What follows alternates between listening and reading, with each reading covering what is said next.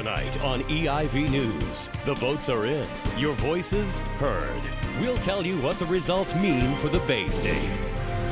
And the stakes are high on the national campaign trail. Can Democrats keep control over Congress? We cover the key races around the country. And Massachusetts elects Governor Deval Patrick for another 4 years. Live from downtown Boston with Emerson's leading news team, leading the way with important political coverage. This is EIV News Decision 2010 with Cassidy Bretler and Ross Lipman.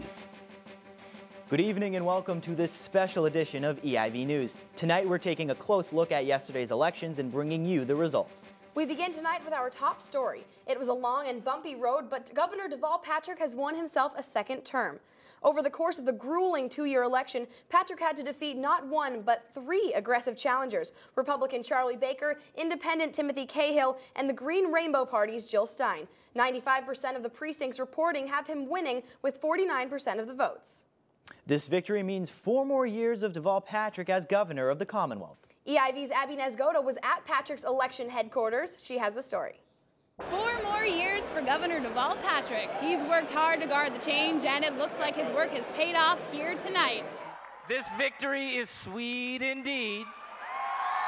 But we are once again the center, the leader for this country. It's all celebration behind me at the Massachusetts Democratic headquarters. The polls have closed and Republican Charlie Baker has been defeated. But the campaign trail leading up to this point wasn't an easy one. In fact, the last poll showed Patrick up by just 2 percentage points. And with the wake-up call of the Scott Brown election, the candidates didn't take that lightly. These past few days, we've seen some of the biggest get-out-the-vote efforts across the state, and tonight it looks like those voters turned out to the polls for Patrick. Meanwhile, the nation is watching as these results come in, because some say Governor Patrick's run for re-election could gauge what happens for President Barack Obama in 2012. But for now, the Bay State stays blue, and Governor Patrick, well, he can get comfortable on Beacon Hill. Reporting in Boston, I'm Abby Nesgoda. And Green Rainbow candidate Jill Stein finished the night with just 1% of the vote. She spent most of her career as an internist, physician, and advocate of healthcare reform. Stein has represented the Green Rainbow Party since running for the state legislature in 2004. And it was an intense campaign for Republican Charlie Baker, who finished second with 42% of the vote. Baker is a former healthcare CEO who ran on a campaign built around small but effective government. Analysts believe that independent candidate Timothy Cahill stole away necessary blue-collar votes from Baker. He also received criticism for advocating tax cuts during a recession. Supporters of Baker held on to the hope of victory until the last results came in. EIV's Katie Eastman was at his election headquarters to witness the highs and lows. It was a tough race, but Charlie Baker has lost the Massachusetts gubernatorial election. Here at the House of Blues, a huge crowd came to cheer on the Republican challenger, but the race wasn't as close as polls showed leading up to the election. But he says he gave this election everything he had. We and you, we fought the good fight, folks. We have no cause to hang our heads. There'll always be another fight, and we'll be stronger for having fought this one. Baker was right behind Governor Deval Patrick during the 15-month campaign trail, but when it came down to election night, the votes just weren't there. Everyone at the party held on to that energy, even though the margin of loss was large the entire time. Now, these supporters came out in big numbers here, but the record turnout at the polls helped Patrick. Here at the Republican headquarters, one thing this crowd is happy about: all the other Republican winners across the country. Every time a win for the GOP showed up on the big screen, roaring cheers were heard. But of course, they do wish that Baker had won in the Bay State. Reporting in Boston, I'm Katie Eastman, EIV News. Tim Cahill won't be governor this year. Cahill's campaign for governor started last September when he renounced his Democratic affiliation, instead running as an independent. Despite raising nearly $500,000, Cahill was unable to pull enough votes from his opponents. Scandal hit Cahill in October. His running mate, Paul Lasocco, had planned with campaign staff to withdraw from the campaign. Cahill sued his own staff to avoid campaign information going to candidate Charlie Baker, who also lost in yesterday's election. In Massachusetts, there were a few key congressional races. Barney Frank will hold on to his Congress seat for the 16th straight year. During Tuesday's election, Frank defeated Tea Party candidate Sean Belot by 9% of the vote.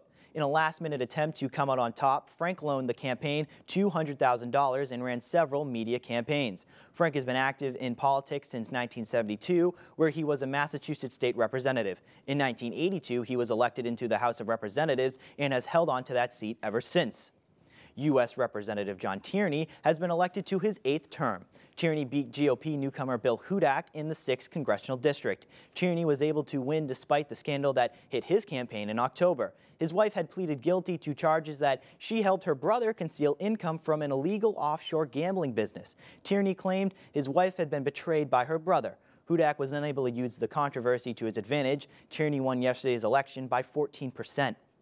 Democrat Edward Markey was reelected to the House of Representatives as the incumbent in the 7th congressional district. He beat Republican candidate Jerry Dombrowski by a nearly 2-to-1 margin. It had been projected by most that Markey would be easily reelected. Markey has served in the House since 1976. He is most known for his contribution to legislation involving energy, environmental issues, and technology policy on the internet. The election of Democratic candidate Bill Keating has many claiming the Scott Brown effect is over. Keating beat Republican Jeff Perry in the 10th District House race. Just this past January, Republican Scott Brown won the district by 20%. Going into the election, Perry looked to have the best chance to break the trend of exclusively Democratic delegation. The race between Keating and Perry was one of the hardest fought House races in years. Leading up to the race, Keating had a number of high-profile Democrats stumping for him. Vice President Joe Biden told a crowd of Keating supporters that this election is about the middle class. This is a pretty simple election. It's about, once again, giving the American middle class a fighting chance. And the Republican policies, it's not a fair fight. It's simply not a fair fight. Senator John Kerry kept up the momentum, reiterating the importance of sending a Democrat to the House. You don't set back the clocks on Tuesday, Election Day. And the way you guarantee that we don't set back the clock is electing Billy Keating to the Congress. Keating won the election with 46% of the vote. There are a lot of numbers when it comes to elections, and sometimes it can be a bit overwhelming. Well, here to make sense of it all is EIV News correspondent Jordan Moncada with Election by the Numbers. Jordan? Thanks, Cassidy. As we all know, elections take money, lots of it. Our first number is $294.2 million. That's the amount of money outside groups have spent nationally to all parties leading to Election Day. The number is more than every other midterm cycle since 1990 combined. It has been estimated that both Republicans and Democrats have raised more than $3 billion for this election. $600,000. This number represents the amount of money John Kerry has donated to Democratic nominees during this year's election. Kerry also raised $4 million at various fundraisers. The money went to 40 candidates and more than 30 national and state party committees and causes. $3.1 million is the total number of money the Democratic Governors Association has spent on anti-Baker TV ads. The Massachusetts Teachers Association and Service Employees International Union Local 1199 also contributed to anti-Baker TV ads. The full amount of money spent on these advertisements has yet to be reported to the IRS. And $5.4 million is the amount of money Deval Patrick put into his own campaign. Running mate Tim Murray spent $3 million of his own money on the campaign. Massachusetts Democrats Party spent more than $5 million on the campaign, with most of the money going towards ads in support of Patrick. And $70 million, that's the total amount of money Charlie Baker has put into his own campaign. His running mate Richard Tyhe spent his own $1.7 million. Massachusetts GOP spent more than $2.6 million on Baker's campaign. In 2006, the party went to $1 million for their Republican candidate. 61, that's the total amount of candidates Sarah Palin endorsed in 2010. 11 of those candidates lost their primary races. 39 of the candidates she endorsed are members of the Tea Party. And 435, the number of House seats that were voted for yesterday. 37 seats were up for grabs, and there were 37 governor races. 4,190,907, the total amount of registered voters in Massachusetts. About 37% of the number are registered as Democrats, while 11% are registered as Republicans. High-profile elections and key ballot questions brought a high voter turnout across Massachusetts. 2 million voters were expected to cast their ballots yesterday in the Bay State. Here in Boston, almost 44% of voters turned out. EIV reporter Kat Villanzoni spoke to some of the voters at the polls. It's the day candidates and voters have been waiting for, Election Day, the day when voters decide what direction the government should take and who gets a job for the next 4 years. I always vote in every election that's held because I believe it's an important duty of all American citizens to vote. Nearly 371,000 voters in Boston are eligible this election. Officials at the Boston Public Library polls said they had a steady voter turnout throughout the day. Republicans have traditionally been able to draw a larger percentage of party members to the polls, knowing this galvanized some Democrats to cast their ballots. The Democrats have done some really great things in the last 2 years, but they've done a really poor job advertising it and marketing that and letting people, educating the public about it. But Republicans also showed up to make sure their voices were heard. I'm a much more conservative, small government, controlled spending type individual, and I think we're going absolutely the wrong direction. So I was definitely motivated to come out this time and do what I could to help stem the tide. Here at the Boston Public Library Polling Center, local races aren't the only concern. Voters say they're also concerned about races on the national level. I think a lot of the governorships are going to turn over around the nation, more towards a conservative route. But where the voters come from makes a difference. Higher suburban voter turnout gave Republican gubernatorial candidate Charlie Baker a boost, but in the end, enough voters in key urban areas turned up to give Democrat Deval Patrick another 4 years. But some Democrats say they are anxious about the outcome of the elections nationwide. I'm nervous.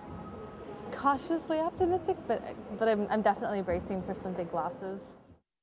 One national voter exit poll says a majority of voters disapprove of the job Congress and President Obama are doing. Another showed lower participation among youth and black voters than in 2008. Reporting for EIV News, I'm Kat Villanzoni. Coming up after the break, the GOP takes control over the House of Representatives, while Democrats keep control of the Senate. We'll bring you the results of the top national Senate races. And EIV News reporter Brittany Berkowitz takes to the streets to find out what Massachusetts voters think of the election results. Stay tuned.